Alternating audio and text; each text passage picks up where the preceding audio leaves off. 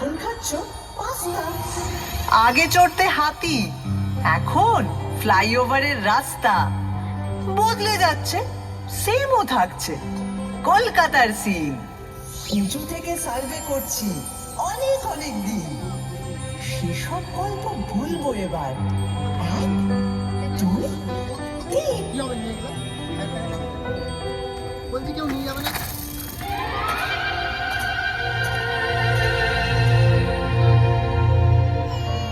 আমায় নিয়ে পট এঁকেছে, এখন হচ্ছে মিল। বয়স হলো 300, 400, হাজার খানেক থিম।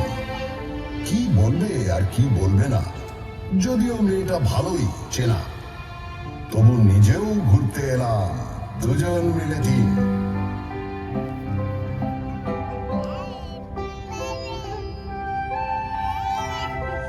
আপনারা এখন যেখানে বসে আছেন, এক সময় সেখানে ঘোরাফেরা করতো।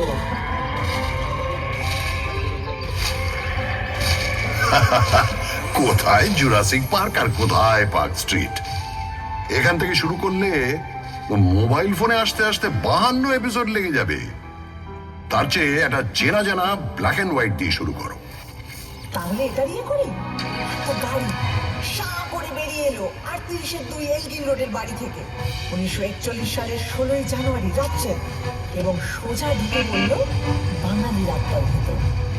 না না না না না, নেতাজি সুভাষচন্দ্র বসু তার আগেই কলকাতার আত্মায় ছিলেন। উনি তো 1930-এ কলকাতার মেয়র হয়েছিলেন। কংগ্রেসের প্রেসিডেন্ট হয়ে তিনি ভারতেরও আত্মা। তবে ব্রিটিশদের চোখে এক মন ধুলো দিয়ে ওই মহানিষ্ক্রমণ। 3-4 রকম ছদ্মবেশ, একেবারে থ্রিলার। তার উপরে আক্ষরিক অর্থেই তিনি মৃত্যুহীন। এরকম সুপার হিরো কলকাতা আর পাইনি।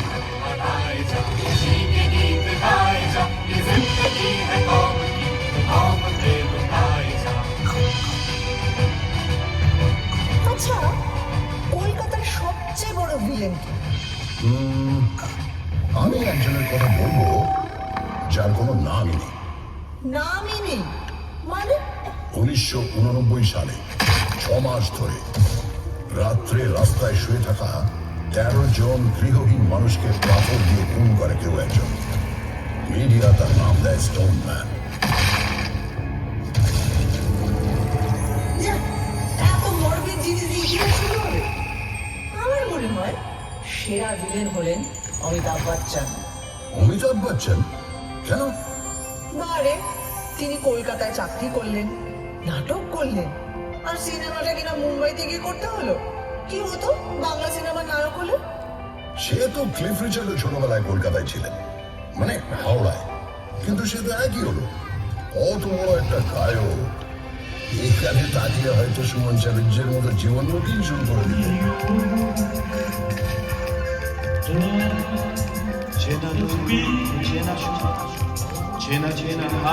আর পেলে? পেলে কলকাতায় ছিলেন না? কিংবা লিওনেল মেসি? হ্যাঁ, ফুটবল নিয়ে আর কি মারবে না বলে দিলাম। 1911 সাল আইএফএ শিল্ডের ফাইনালে 2-1 গোলে মোহনবাগান হারিয়ে দিল শাহের টিম ইস্ট ইয়র্কশায়ার রেজিমেন্টকে। ভাবা যায়, পরাধীন দেশে ইংরেজ টিমকে হারাচ্ছে একটা দল যার সকলে ভারতীয়। কলকাতার ইতিহাসে জল করছে সেই দিনটা। ওই সালেই কিন্তু ভারতের রাজধানী সরিয়ে নিয়ে যাওয়া হচ্ছে দিল্লিতে। তার আগে 139 বছর ধরে আমি ছিলাম রাজধানী। ব্রিটিশ ভারতের মোস্ট ইম্পর্টেন্ট শহর। আরে দাদা, লজ্জার কি? কিন্তু গর্বের ব্যাপার। কলকাতায় তখন স্বাধীনতা আন্দোলনের এমন ঝাঁজ ব্রিটিশরা সইতে পারছিল না। তাই 1905-এ ঠিক করলো বাংলাকে বিভাগ করে দেওয়া হবে।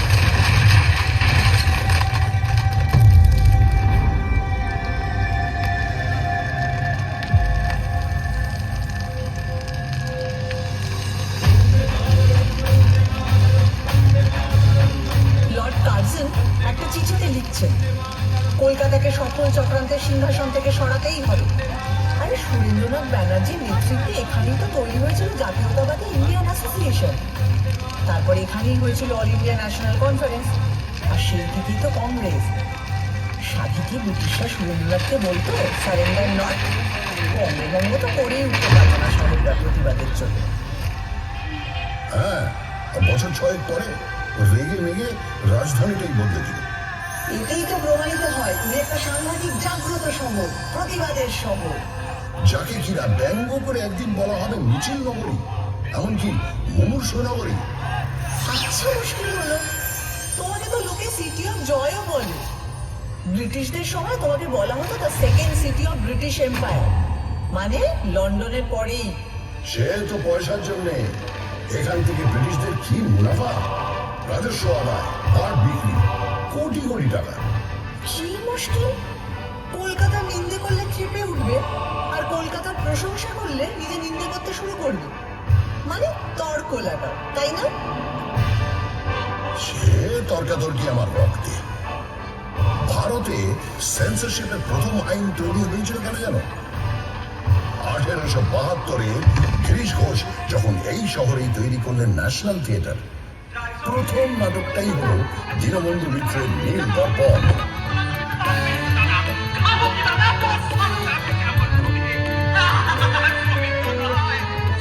বছর 3 বাদে যখন এই দল সারা ভারত ট্যুর করছে, লখনৌতে নাটকটা হচ্ছে।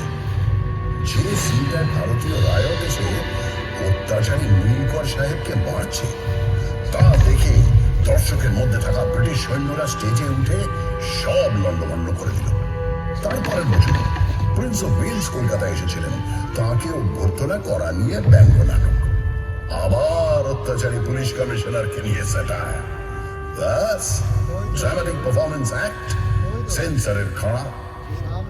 শোনো শোনো, যার সেন্স বেশি তার পেছনে সেন্সর লাগবেই। এটা ভালো বলেছ। 1870-এ যখন জেমস হিকি এখান থেকে প্রকাশ করলেন ভারতের প্রথম খবরের কাগজ দ্য বেঙ্গল গেজেট, সেখানে তিনি লর্ড হেস্টিংসের স্ত্রী লেডি হেস্টিংসের কাজকর্ম নিয়ে অব্দি সাংঘাতিক নিন্দাবন্ধ করে লেখা লিখতেন। আর এখনো লিটল ম্যাগাজিনেরা সমস্ত এস্টাবলিশমেন্টকে নিয়ে সেইভাবেই সমালোচনা করে। সারাদিন প্রতিবাদ, রাত, অথরিটিকে ব্যঙ্গ, এগুলো পেতে গজগজ করে বলে কলকাতার লোকের লিভার খারাপ। মোটেই নয়, সব লিভার খারাপ নয়। এই হাওড়া ব্রিজ, সেটা তো ক্যান্টিলিভার, 1943 থেকে দাঁড়িয়ে আছে।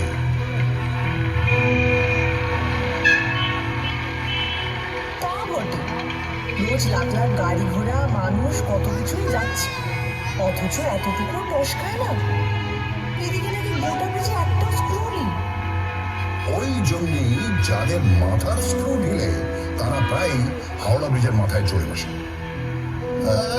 ওখান থেকে ভিউটা ইমাজিন করতে পারছো? আরে বাবা, আমি পারবো না। বছরের পর বছর ভিক্টোরিয়া মেমোরিয়ালের টঙে ডানা মেলে ঠাঁই দাঁড়িয়ে কলকাতার মানুষের প্রেম দেখেছি, খুনসুটি দেখেছি। এদিকে তাকালে একাডেমি অফ ফাইন আর্টসের এক্সপেরিমেন্টাল পেন্টিং, ওদিকে তাকালে রেস কোর্সের ঘুরে তৈরি কাঁচানো, আর অন্যদিকে ক্লাবে ক্লাবে কোট প্যান্ট পরা কলকাতায় বাবুদের ইংরেজি আনা।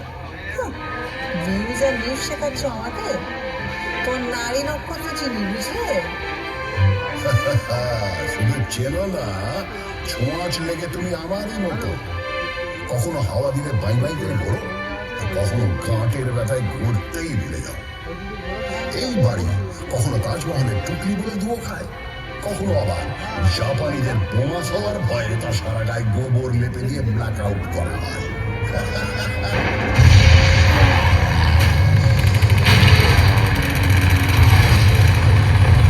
কত হাসির তো কিছু নেই, তোমার মুখে তো কঙ্কালির খোঁজ নেই বাবু। ওই দ্বিতীয় বিশ্বযুদ্ধের সময় যখন তোমার রাস্তায় শুয়ে খিদের জ্বালায় শয় শয় লোক মরেছে, আর অন্য লোকেরা তাদের ডিঙিয়ে নির্দ্বিধায় অফিস করেছে, আড্ডা মারতে গেছে, ফ্যান দাও ফ্যান দাও চিৎকার চাপা দিতে দরজা জানলা বন্ধ করে গ্রামাফোনের গান শুনেছে, তখন কোথায় ছিল তোমার প্রতিবাদী ফটো ফটো?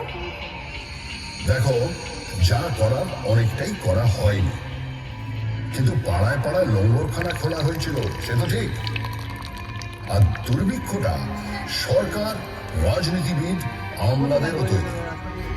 স্বয়ং উইনস্টন চার্চিল সে দায় এড়াতে পারেন না অতগুলো লোকের মৃত্যু, যাদের সম্পর্কে তিনি বলেছিলেন, এমনি না খেতে পাওয়া বাঙালিরা আরেকটু না খেতে পেলে বিরাট ক্ষতি নেই। সেটাও মনে রেখে এও মনে রেখো, বিজন ভট্টাচার্যের অসামান্য নবান্ন নাটক অভিনীত হয়েছিল এই দুর্ভিক্ষ নিয়ে, এই শহরে। তা অবশ্য ঠিক। 1942-এ তৈরি হওয়া আইপিটি, ইন্ডিয়ান পিপলস থিয়েটার অ্যাসোসিয়েশন, ছিল বামপন্থী শিল্পীদের সংগঠন, যা থেকে কলকাতায় কত মণিমুক্ত জন্ম হয়েছে তার ইয়ত্তারে।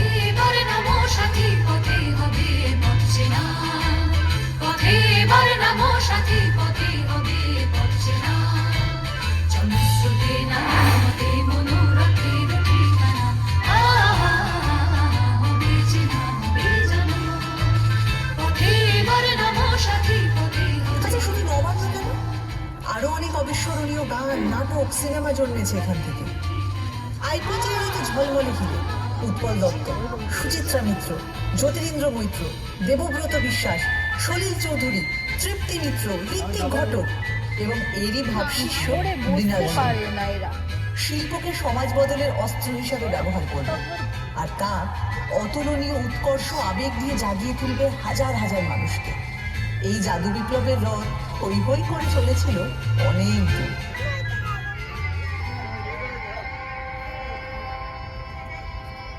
43-এর দুর্ভিক্ষের প্রায় 170 বছর আগে, তখনও তুমি জন্মাওনি। যখন 76-এর মন্বন্তর এসেছিল, সেও তো মানুষেরই তৈরি দুর্ভিক্ষ, ব্রিটিশদের তৈরি দুর্ভিক্ষ। তারা মানুষকে হিংস্রভাবে নিংড়ে খাজনা নিচ্ছিল, ধান জমিতে আফিম আর নীল চাষ করছিল। তখনও পড়ে পড়ে আমার বুকে মরেছে লাখ লাখ অসহায় মানুষ। কি করব, চুপচাপ চেয়ে থেকেছি। তখন যদি একটা আইপিটিএ থাকতো। তোমার ইতিহাস তো জেগে থাকার ইতিহাস, ঘুমিয়ে থাকার ইতিহাস। 19 শতকে বাবুরা যখন কাঁড়ি কাঁড়ি টাকা খরচা করে বেড়ালের বিয়ে দিচ্ছিল, যখন গোলাপ জলে জল শোধ চলছিল, তখন তুমি কেমন ছিলে বাবু? আধা ঘুমন্ত, দূরে ছিলে। আমারে ফ্রড করে রাম কৃষ্ণ কোথায় গেলি? আমারে ফ্রড করে রাম কৃষ্ণ কোথায় গেলি? I am sorry, very sorry, I am sorry, very sorry, আমার golden body হলো কালি। আমারে ফ্রড করে, আমারে ফ্রড করে। আমার দারুণ মজা লাগছে যে চপচপে তেল মেখে 4 ঘোড়ার গাড়ি চড়ে চান করতে যায়, তার একটা বেপরোয়া গ্ল্যামার আছে, এটা মানবে তো?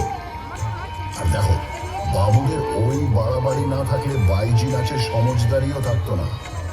তাদের টাকায় ঢালাও স্কুল কলেজের পত্তনও হতো না। আর আমার সবচেয়ে আলো ভর্তি পার্বণ দুর্গা পুজোটাই হতো না। দুর্গা পুজোটাই হতো না? ওমা, কেন? আরে শোভাবাজারের বাবু নবকৃষ্ণ দেব মাদ্রাসা তৈরির জন্য প্রচুর টাকা দিয়েছেন, রাস্তা তৈরি করে দিয়েছেন, সারা দেশ থেকে গায়ক বাজনদার এনে বিশাল সঙ্গীত সম্মেলন করেছেন।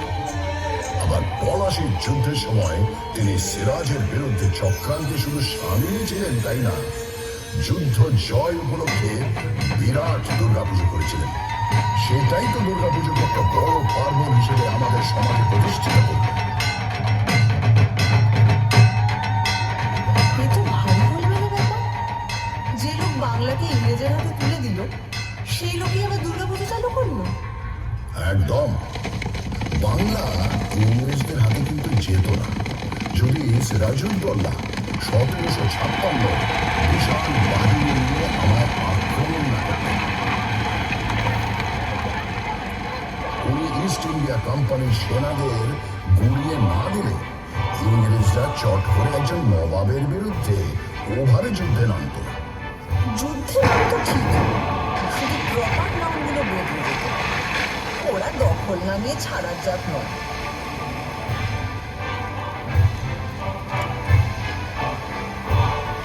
ওই যে ইস্ট ইন্ডিয়া কোম্পানির এজেন্ট জব চার্নক প্রচন্ড বৃষ্টি বাদলার মধ্যে নৌকো ভেড়ালেন 1690-এর 24শে আগস্ট। ব্যাস, চাকা গড়াতে ভাবতে শুরু করলো তোমার ইতিহাসের শুরু। ভুল ভুল ভুল, তোমার কথাটা সম্পূর্ণ ভুল। চাণক্য আসার অনেক আগেই কবি কঙ্কন মুকুন্দরাম আমার কথা লিখে গেছে। তারও আগে 1495 বিপ্রদাস পিপিলাইয়ের মনসামঙ্গল কাব্যেও আমি আছি। সাবর্ণ রায়চৌধুরীদের পরিবার ব্রিটিশরা আসার অনেক আগে থেকেই কলকাতার জমিদার ছিলেন, তাই ইতিহাসটা ওখান থেকে শুরু নয়। আর 2 নম্বর ভুল হচ্ছে চাণক্য এসে যে চাকাটা খারাপ রাস্তায় গড়ালো তাও কিন্তু নিশ্চিত নয়। রামমোহন রায় সতীদাহ বন্ধ করলেন ঠিকই, কিন্তু অত বড় কাজটা কি করতে পারতেন যদি লর্ড বেন্টিঙ্ক না সাহায্য করতেন? মাইকেল মধুসূদন দত্ত কি বাংলা কাব্যের বাঁক বদল ঘটাতে পারতেন যদি মিল্টনের প্রভাব না পড়তো? আর বঙ্কিমচন্দ্র, উনি কি বাংলায় প্রথম উপন্যাস লিখতে পারতেন যদি ওয়াল্টার স্কট না পড়া থাকতো? সবশেষে বলি, ঈশ্বরচন্দ্র বিদ্যাসাগর কি বিধবা বিবাহ চালু করতে পারতেন যদি ব্রিটিশরা পাশে না দাঁড়াতো? কি হাবি যাবি বকছো? মনে রেখো, শহীদ ক্ষুদিরাম বসুর মরদেহ তোমার রাস্তা দিয়ে নিয়ে যাওয়ার সময় হাজার হাজার লোক ফুল ছুঁড়েছে। তোমার রাইটার্স বিল্ডিং এ অত্যাচারী ব্রিটিশকে গুলি করার পর আত্মঘাতী হয়েছেন বিনয়, বাদল, দীনেশ। তোমার এক বিখ্যাত ব্যারিস্টার চিত্তরঞ্জন দাস, যার কাপড় কেচে আসতো প্যারিস থেকে, নিজের সব ইউরোপীয় পোশাক পুড়িয়ে দিয়ে খাদি ধারণ করেছিলেন। আর তিনি আলিপুর বোমা মামলায় যাকে ছাড়িয়ে এনেছিলেন সেই অরবিন্দ ঘোষ তো ছিলেন পোয়েট অফ পেট্রিয়টিজম। আরে বাবা, তুমি বিপ্লবী সংগঠন অনুশীলন সমিতির সহ। ভারতবাসী আমি হাসি হাসি করব ফাঁসি, দেখবে ভারতবাসী একবার বিদায় দে মা, ঘুরে আসি একবার বিদায় দে মা, ঘুরে আসি।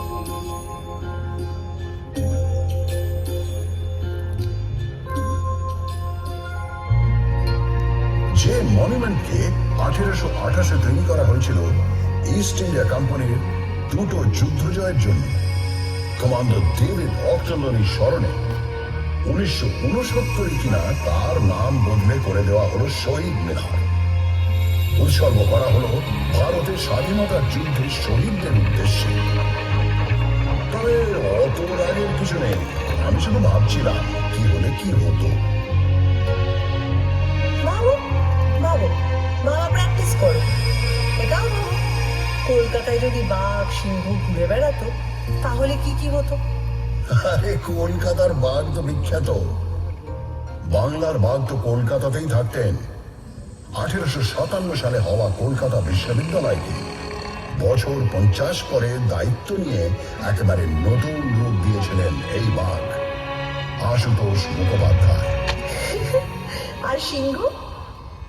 হ্যাঁ, সিংহও তো ছিল, কালী প্রসন্ন সিংহ, যিনি এক হাতে অনুবাদ করেছেন মহাভারত আর অন্য হাতে আমায় নিয়ে লিখেছেন হুতম প্যাচার নকশা। আচ্ছা, বাঘ সিংহ তো বুঝলাম, আর গন্ডার? হ্যাঁ, গন্ডারও আছে। গন্ডার হচ্ছে তারা যাদের চামড়া ভেদ করে কলকাতার অবিশ্বাস্য মনীষীদের কথাগুলো ঢোকেইনি। রামমোহন রায় তাদের কাছে পাটকেল খেয়েছেন, আর বিদ্যাসাগরকে নিয়ে তো ব্যঙ্গ করে গান বেঁধে ঘুরে ঘুরেও গিয়েছেন তারা। এগুলো বরং প্রমাণ করে ওরা সময়ের চেয়ে কত এগিয়ে ছিলেন। বিবেকানন্দকে শুনতে হয়েছে তিনি নাকি সন্ন্যাসী নন, লেচ্ছ দেশে যান, মাংস খান, অথচ তিনি শিকাগোয় গিয়ে ভারতের জয়ধ্বজা উড়িয়ে এলেন অসামান্য বক্তৃতা। তার গুরু রামকৃষ্ণকে শুনতে হয়েছে তিনি নিরক্ষর, আর তিনি তার সহজাত বোধ ও ধর্মজ্ঞানের ছটায় চারপাশে জড়ো করে এনেছেন শ্রেষ্ঠ মনীষীদের। তার যত মত তত পথ শুধু ধর্ম নয়, শহর কলকাতার জীবনযাপনেরও দর্শন।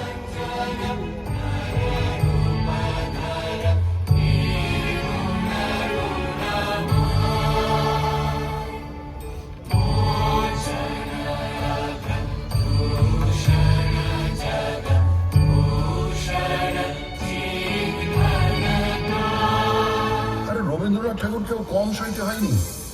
তার লেখা সব নাকি আবছা। আর তুমি শান্তিনিকেতন স্থাপন করেছেন হাবিজাবি উদ্দেশ্য নিয়ে। কিন্তু তার নোবেল প্রাইজ এখনো আমার অহংকারের প্রথম পঙ্ক্তি।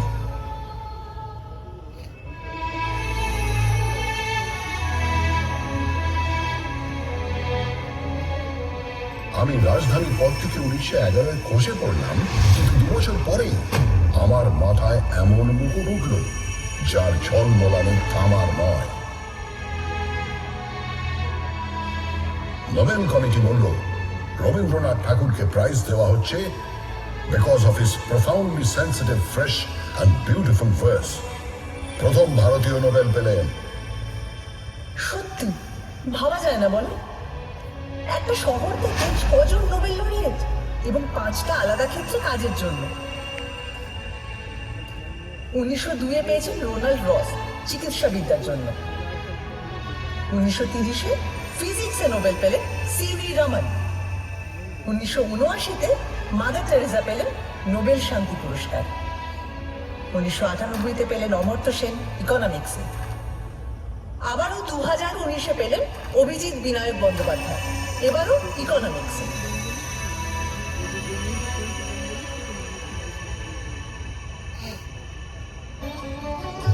আরে বাবা, নোবেল পাওয়াই তো আর শেষ কথা নয়। নোবেল পাননি তো কি হয়েছে? আমার আকাশে জ্বলজ্বল করছেন বিজ্ঞানী জগদীশ চন্দ্র বসু, যিনি উদ্ভিদ বিদ্যা থেকে রেডিও আবিষ্কার অব্দি ছড়িয়ে দিয়েছেন নিজের প্রতিভা। আচার্য প্রফুল্লচন্দ্র রায়, যিনি প্রথম অইউরোপীয় মানুষ যার সম্মানে ইংল্যান্ডের রয়্যাল কেমিক্যাল সোসাইটি তৈরি করেছে কেমিক্যাল ল্যান্ডমার্ক ফলক। তারপর বলি প্রফেসর সত্যেন্দ্রনাথ বসু, যিনি বোস আইনস্টাইন স্ট্যাটিস্টিক্সের পুরোধা, যার নামে বোসন করা। এখানেই শেষ নয়, আরো আছে শ্রী প্রশান্ত চন্দ্র মহলানবিশ, যিনি ভারতীয় স্ট্যাটিস্টিক্স চর্চার জনক, প্ল্যানিং কমিশনের অসামান্য কারিগর, যার জন্মদিন এখন ন্যাশনাল স্ট্যাটিস্টিক্স ডে। তাই তুমি থামো তো, এত বিজ্ঞানীদের মেলা বসে গেছে যেখানে, সেটা কিন্তু অবৈজ্ঞানিক হুজুগেরও আঁকড়া। 1857 সাল কলকাতায় এলো মরা ফেরার হুজুগ। কেউ বলল এবছর যত লোক মারা গেছে তারা সবাই কালী পুজোর রাতে ফিরে আসবে। কেউ বলল না না না না না, গত 10 বছরে যত লোক মারা গেছে তারা সবাই 15ই কার্তিক ফিরে আসবে। সারা শহরে হইচই পড়ে গেল। প্রচুর লোক অপেক্ষা করতে লাগলো তাদের মৃত আত্মীয়দের জন্য। গানও বাঁধা হলো, মরা মানুষ ফিরে এসেছে, দেখে এলাম রাঙাঘাটে ভাসতে ভাসতে আসতেছে, গলা সরু পেট মোটা, জল খেয়ে হয়েছে সোটা, ইত্যাদি ইত্যাদি। হ্যাঁ, কিন্তু 1979-র হুজুগটাও খারাপ নয়। আমেরিকার পাঠানো স্যাটেলাইট স্কাইল্যাব নাকি ভেঙে পড়বে। সবাই পারলে আকাশের দিকে তাকিয়ে হাঁটে, কেউ কেউ হেলমেট পরে সারাদিন ঘুরত।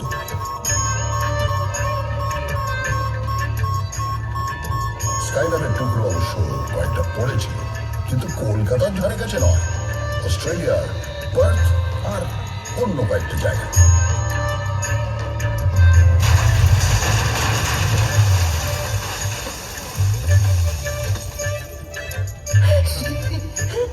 আমি বলি কি, সব সেরা হুজুগ হলো গণেশের দুধ খাওয়া। 1995 সালে এক দুপুরে হঠাৎ নাকি গণেশ দুধ খেতে লাগলেন।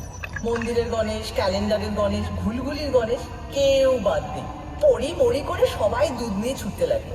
এমন মিরাকল থেকে বাদ পড়ে গেলে পুণ্যের কোটায় কম পড়ে যাবে যে।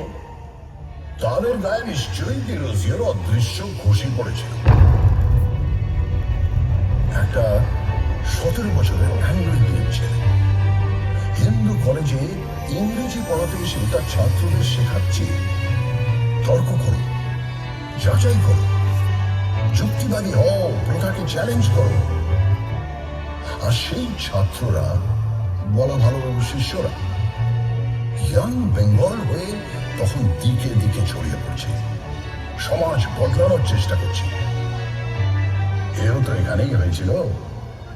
তারা যেরকম গোড়া ব্রাহ্মণদের ঝাঁকুনি দিয়ে সমাজটাকে শোধরানোর চেষ্টা করত, 70-এর দশকেও একদল ছেলেপুলে নকশাল আন্দোলনের মাধ্যমে সেরকমই একটা ধাক্কা দেওয়ার চেষ্টা করলো, কিন্তু বুলেট আর বোমার প্রতিক্রিয়া ভীষণ মারাত্মক। আর তখন না রাজনীতিও ছিল অনেক ঘোরটা চলা, রাত্রি জুড়ে বোমা আর পুলিশের জিপের শব্দ, আর দিনের বেলা গঙ্গা জুড়ে উজ্জ্বল যুবকদের লাশ ভেসে যাওয়ার দৃশ্য। তোমার গায়ে অনেক গরম রক্ত ছিটকে পড়েছিল, আদর্শ প্রথা সব হারিয়ে গেছিল নতুন নতুন মুখোশের আড়ালে।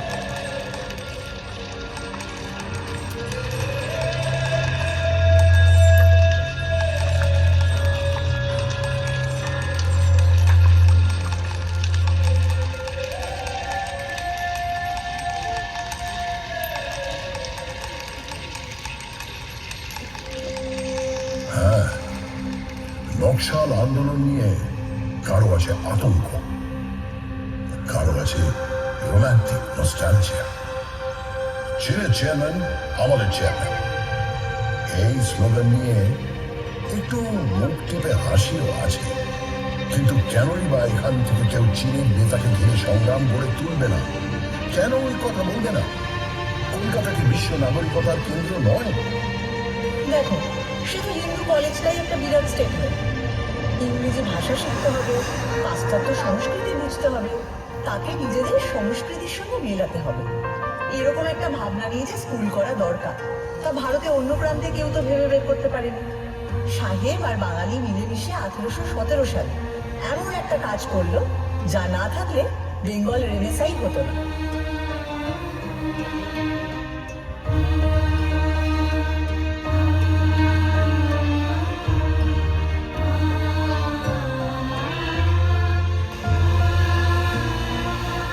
রেনেসাঁর কথা ভাবলে সত্যিই দাঁত লেগে যায়। শুধু ঠাকুর পরিবারের কথা বলতে গেলেই তো হাঁপিয়ে পড়ব। এরা বোধ হয় এক একটা লোকের মধ্যে 10টা করে জিনিয়াস করে দিত।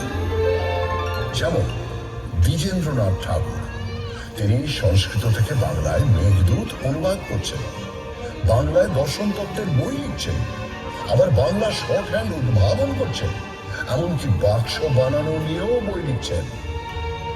সত্যেন্দ্রনাথ ঠাকুর, তিনি শুধু প্রথম ভারতীয় আইসিএসই নন, ওই যুগে তাঁর বউকে বিলেত নিয়ে গেলেন। এবার বলি জ্যোতিরিন্দ্রনাথ ঠাকুরের কথা। তিনি একাধারে সুরকার, চিত্রকর, নাট্যকার, পরিচালক, এমনকি অভিনেতাও। দেবেন্দ্রনাথ ঠাকুর, তিনি তো 3 ঘন্টায় গড়গড়িয়ে ডিকটেশন দিয়ে লিখে ফেললেন ব্রাহ্ম ধর্মের বই। গগনেন্দ্রনাথ অসামান্য চিত্রকর, কার্টুনও আছেন, ছবিতে কিউবিস্ট ভাবও আনছেন। আর অবনীন্দ্রনাথ ঠাকুর, তাঁর আঁকা ছবি আর লেখা গল্প, এই দুই বাংলা সংস্কৃতির বিস্ময়।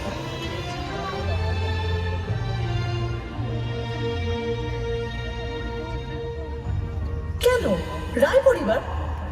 উপেন্দ্র কিশোর রায়চৌধুরী বেহালা বাজাচ্ছেন, আবার বাংলা শিশু সাহিত্যের কাঠামো করে দিচ্ছেন, বাচ্চাদের পত্রিকা বের করছেন, আবার হাফটন প্রিন্টিং এ আশ্চর্য আবিষ্কার করে বিপ্লব এনে দিচ্ছেন।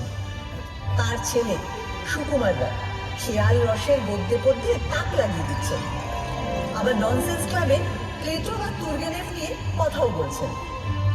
এরা বোধ হয় প্রাচ্য পাশ্চাত্যের বইগুলোকে একটা গেলাসে গুলে সকালে উঠেই খেয়ে নিতেন। হ্যাঁ, ঠিক বলেছ। এই মিলিজুলিটা আমাদের চিরকাল আছে। 1835-এ মেডিকেল কলেজও তো স্থাপিত হয়, এখানকার লোককে পাশ্চাত্য ডাক্তারি রীতিতে শিক্ষিত করে তোলার জন্য।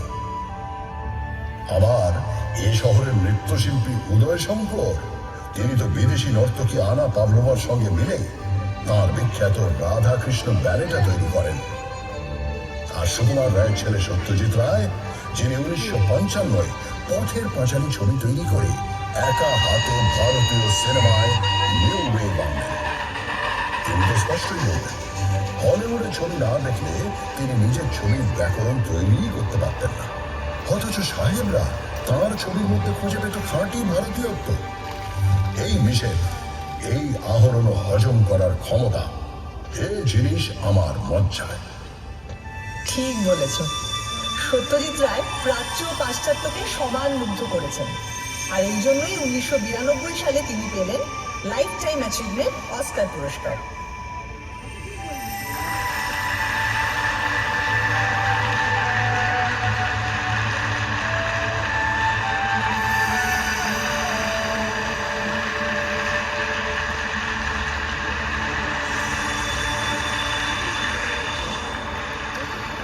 হ্যাঁ, কিন্তু এটা ভুলো না, ওই বছরেই সত্যজিৎ এবং গোড়ার দিকের ছবির ক্যামেরাম্যান সুব্রত মিত্র তিনি পেলেন Eastman Kodak life time achievement for excellence in cinematography. অদ্ভুত, সুব্রত মিত্র পৃথিবীর এক সেরা ক্যামেরাম্যান, কিন্তু তার নামটা সেভাবে প্রচারই পেল না। এই আনসাং হিরোদের নিয়ে তোমার এই হইচইটা একটু বোঝাও তো, এটা আদিক্ষেতা না উদারতা? আমি না ঠিক আন্দাজ করতে পারি না। কারণ নামে প্রশংসা করলে কলকাতাইয়ারা তক্ষুনি আরেকটা নাম পকেট থেকে ফস করে বের করে বলে, উনি তো দর পেলেন না, কিন্তু মহান ছিলেন। হ্যাঁ, বলবো নাই বা কেন?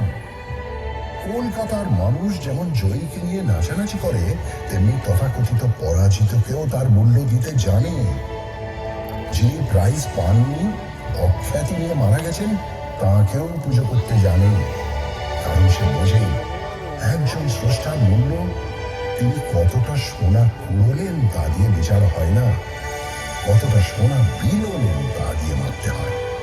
তাই রবীন্দ্রনাথ যতদিন, জীবনানন্দ দাস ততদিন, সত্যজিৎ রায় যতদিন, ঋত্বিক ঘটক ততদিন, শম্ভু মিত্র যতদিন, বাদল সরকার ততদিন, সুনীল গঙ্গোপাধ্যায় যতদিন, কমল কুমার মজুমদার ততদিন, পঙ্কজ রায়কে আমরা মাথায় তুলে রাখবো, সুনীল ব্যানার্জিকে, হেমন্ত মান্না সন্ধ্যাকেও সিংহাসন দেব, সুচিত্রা মিত্র, কণিকা বন্দ্যোপাধ্যায়কেও কুর্নিশ জানাবো, সঙ্গে নির্মলা মিশ্র, প্রতিমা বন্দ্যোপাধ্যায়কেও, নিখিল ব্যানার্জি সেতারে বোধ থাকবো। এগুলো হুজুগ নয়, এক্সট্রা সচেতনতা। আচ্ছা, এটা শুধু শিল্পের বেলায় জেগে ওঠে কেন বলতো? যখন 1947-এ দেশভাগের পর উদ্বাস্তুরা দলে দলে এসে পৌঁছল ওই শহরে, তখন সেই মানুষগুলোকে, সেই মুহূর্তের পরাজিতদের বুকে টেনে নিতে এত অনীহা কেন? তখন তাদের বিদ্রোহ কেন, অবহেলা কেন বলতে পারো? সে হয়তো গোড়ার দিকে ছিল। তারপর যতই ঘটি বাঙাল লড়াই ফুটবলের মাঠে থাকুক আর রান্নার পাতে থাকুক, সবাই মিলেমিশে এক হয়ে গেছে, এতে তো সন্দেহ নেই। এতেও সন্দেহ নেই যে এই উদ্বাস্তুদের যথোচিত সম্মান দিয়ে তাদের থাকা খাওয়ার সংগ্রামে পাশে দাঁড়ানোর কাজ করেছিল বলে বাম রাজনীতি একসময় অনেকখানি মিশে গিয়েছিল আমার ডিএনএতে। উদ্বাস্তুরা তো আবারও এসেছে বাংলাদেশের মুক্তিযুদ্ধের সময় 1971-এ, এখনো অনেকে আসছেন। কলকাতা তো কাউকে ফেরায় না। তা ঠিক, শেষমেশ সবাইকে নিয়ে কাবাব খায় বা বিরিয়ানি। এই যে দুটো নাম বললে, এই খাবারগুলোই কলকাতায় আসতো না যদি না আরেক পরাজিতকে কলকাতা সসম্মানে ঠাঁই দিত। সেটা আবার কিরকম? ওয়াজিদ আলী শাহ, আওধের নবাব। जिसके भरे तोरना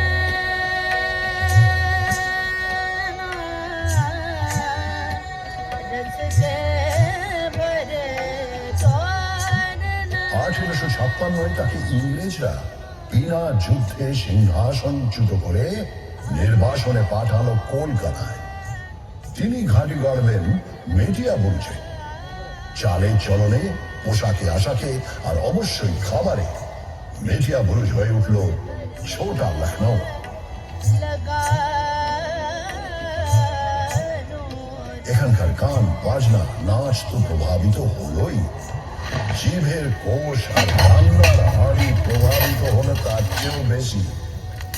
এখন যে কলকাতার রাস্তার ধারে ধারে কাবাব আর বিরিয়ানির দোকান, তার মূলে ওই অগৌরবের নির্বাসন। জীবনের ধন কিছুই যাবে না ফেলা, কলকাতা এটা জানে, এই তার বেলা।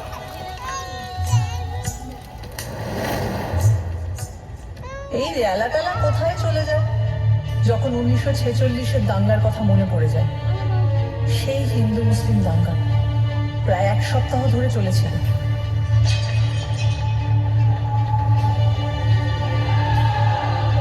হ্যাঁ নিশ্চয়ই, লজ্জায় মাথা হেঁট হয়ে যায়। তবে সঙ্গে সঙ্গে মনে পড়ে বহু হিন্দু পরিবার মুসলিমদের আশ্রয় দিয়েছিলেন, বহু মুসলিম পরিবার হিন্দুদের বাঁচিয়েছিলেন। কলকাতা সেই স্পিরিটটা নিয়ে এগিয়ে চলেছে। ওসব দাঙ্গার কথা ছাড়ো, এই দেশে যখন রবিশঙ্কর আর আল্লাহ রাখা মিলে অবিশ্বাস্য সুরের চালচিত্র তৈরি করেন, বা মহিষাসুর মর্দিনীতে যখন বীরেন্দ্র কৃষ্ণ ভদ্রের চণ্ডী পাঠের সঙ্গে বেজে ওঠে মুসলিম শিল্পীদের অলৌকিক বাজনা, তখন কি সেই ম্যাজিকটা জানান দেয় না? মাত্র রে ভুবন বাজলো তোমার আলোর রেণু। জানো, আমার না মনে পড়ে গেল ম্যাজিশিয়ান পিসি সরকারের কথা। একবার নাকি তার ম্যাজিক দেখতে সবাই এসেছে, কিন্তু 10 মিনিট হয়ে গেছে ম্যাজিশিয়ানের আসার নামই নেই। সবাই অস্থির, অধৈর্য। হঠাৎ সবাই শুনতে পেল হিয়ার আই অ্যাম। চমকে তাকিয়ে দেখলো মঞ্চে তিনি বললেন, ঠিক সময়ই তো এসেছি, ঘড়িটা দেখুন তো। চমকে তাকিয়ে সবাই দেখলো ঘড়ির কাঁটা পিছিয়ে গিয়েছে 10 মিনিট। সব ঠিক আছে।